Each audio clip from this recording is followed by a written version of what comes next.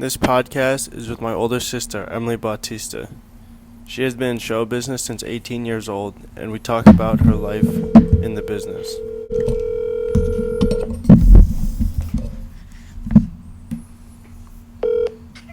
Hey. Hey, Mike says hi. Hey, what's good, Mike? Oh, actually, he said yo. Oh, yo. Yeah, he said, he's doing, oh, yo. Yo. Ethan's got COVID. Oh, no. Yeah. He's got the toes. How's it today? The COVID? Yeah. It's going well. I'm actually really enjoying it, to be honest. You're enjoying it? Well, the isolation part of COVID. I feel you, actually. How long have you been into musical theater? So, professionally, I've been in the business for almost 6 years now, about 6 years now. I booked my first Broadway show in 2016. I was offered the ensemble track in Miss Saigon on Broadway, the revival, and the understudy as the lead. And I didn't start rehearsals until 2017. And then in 2017, we started rehearsals, and the show opened on Broadway in March, and that ran for until the following January 2018. Then I was on tour for a while. And then the pandemic hit. And then after the pandemic in 2021, I started getting back into it. With some TV film stuff and a new musical over in London. So professionally, it's been about a 6-year journey I've been on, but my interest in musical theater started when I was a kid. I mean, I've always loved singing. I've always loved performing and being in front of people. It wasn't, until I got a little older that I started doing shows and stuff, that the musicals started really entering my life. I just love singing. And I wanted to be an actor, but I didn't really know what it really took to be an actor. So when I went to high school, I did a half-day program at the Greater Hartford Academy of the Arts and my public school back home. And I studied voice, acting, dance class for 5, 6, 7 hours a day, and then doing shows on top of that. When you were doing those classes as a kid, was it from the intention of becoming an actor? What was the intention behind doing these classes? Just to get better at your craft? Yeah, absolutely. I think that I always wanted to be an actor. I always wanted to be a singer. I didn't really know how plausible it could be. Choosing to do this feels like an impossible career, especially when you're a kid, but it also, at the same time, I feel like it's that childlike hopefulness and optimism. You think you could do anything. And I think I kind of held on to that with me for a very long time, was that there's no reason why I couldn't succeed in this business. There's no reason, if I worked on my craft, I could do it. Wasn't it an escape, just doing your craft? Was it an escape from reality or from problems in your life? Oh, yeah. I think, especially going through puberty and stuff in 6th grade, I struggled a lot emotionally and mentally. And I think the pressures of high school, it didn't always feel like I fit in my first 2 years of high school. But I started getting a lot of recognition once I did the schools the shows at school, and people started to commend me for my performances and stuff. And I really felt like, oh, this was my purpose. This is why, I'm good at this. This is why I'm here. This is my purpose. This is what I have to offer. This is my contribution to, my high school life. Or it was just fun too. To feel like, you were the best in your craft. I remember that feeling when I started to get really good. And I just loved it. I loved the camaraderie of it. And I loved learning, because I wasn't, and I'm still not, there's so many things that I want to work on, and so many things that I continue working on. I still take my classes. I still take acting. I still take voice, because you know, it's not like I get every job. There's still a lot of no's, a lot of rejections in this business.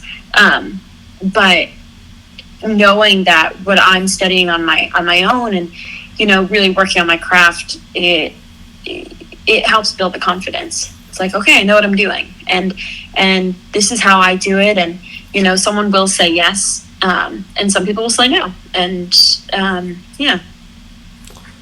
How much does innate talent have to do with your performance, or with anyone's performance? Yeah, I think there are some things that can be learned about acting and singing, but I do think there are some innate qualities that performers have. Being able to connect to other people, being empathetic, and I mean, this is all my personal opinion, nothing set in stone, but I think from my experience, I think a lot of performers have a lot of similar qualities to each other, but at the same time are so vastly uniquely different. I have friends that started acting in their late 30s and then made their Broadway debuts in their 40s, or their 50s. Or I met this woman the other day who made her Broadway debut in her 80s. Oh, damn. I know. So it's cool. There's no formula. There's no correct path.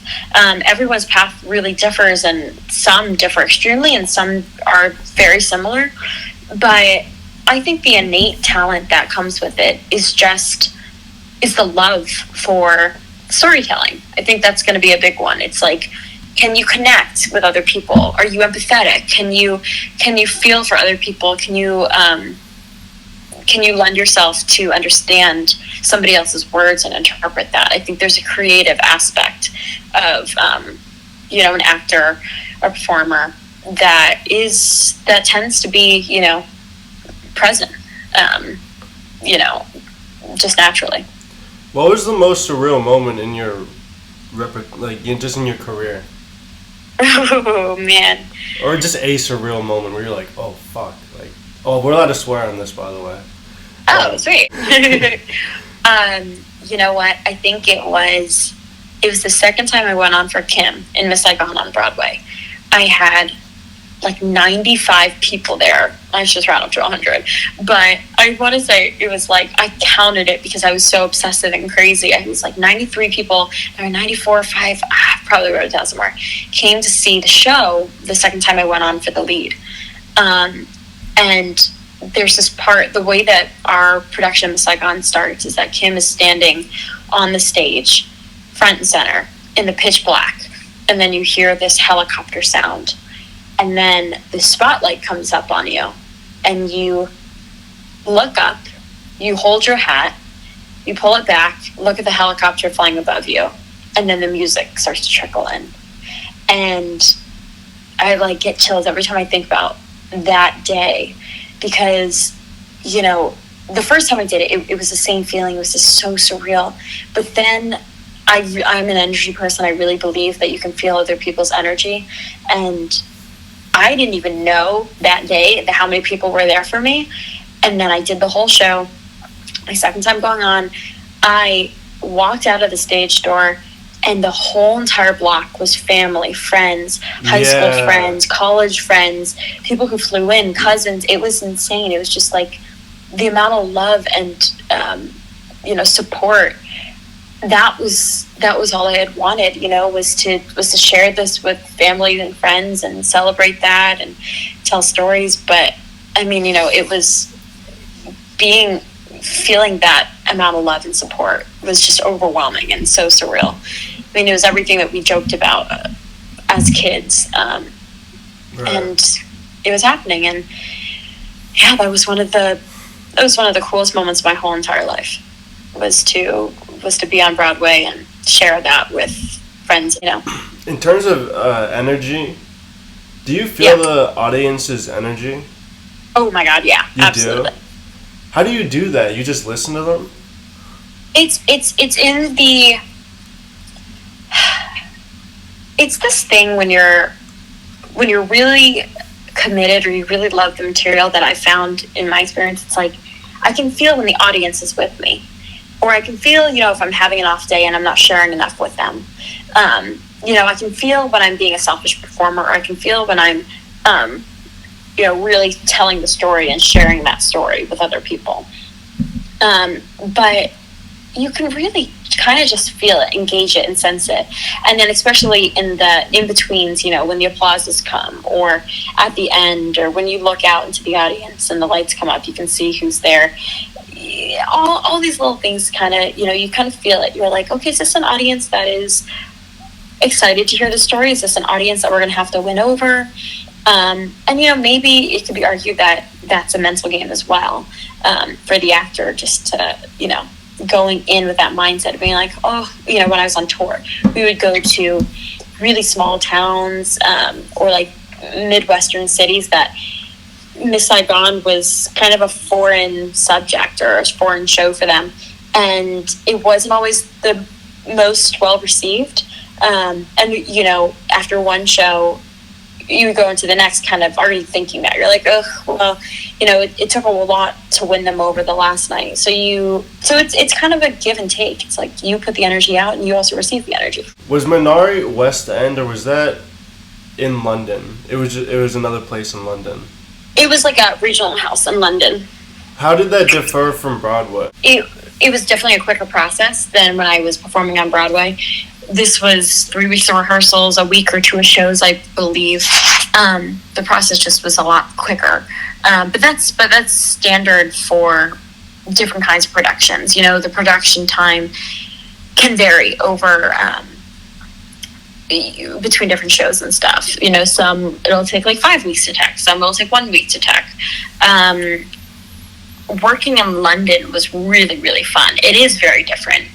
The union is not as strong over there as it is in the States. So, I could kind of feel those in effect, and the way that that was handled. But, I mean, all in all, it is a very similar community, and it was so fun to be over there and to meet all these new people. It felt like doing a show here at home, just in another country. Same kind of camaraderie, and I think it's my favorite part about doing a show. It's meeting all those people and meeting new people and making memories like that and really bonding. I think actors tend to be very emotional with each other, and they bond pretty quickly. So I still talk to some of my friends from Vanara. What was your biggest takeaway from doing the film? Oh. Or something you learned about it that you were like, oh wow, it could be technical, it could be anything. I think how easy it is, really? and that's not to mean that the job is easy. It's not to mean that the job is easy by any means, but it's so, I think the most beautiful thing about really good TV film actors is that they make it seem like a camera is really just watching you in real time. Their job is so difficult, but they make it look so easy. And the more natural and and the easier you're able to make it, the more authentic and real it really looks, and it comes across on the screen. I think I remember I was filming something, and my scene partner and I, we were chatting, just catching up and talking, and then all of a sudden the director called action, and I was, waiting to stop talking, and then he said his first line, and then we were just in the scene, and I was like, oh, this is so cool. It's really just, it's conversation. It's just going back and forth and responding and listening and living in that moment. And I think my favorite thing about acting, TV, film, and on stage, it's the creativity that comes from it. Somebody writes these words, they're beautiful. Someone writes a story.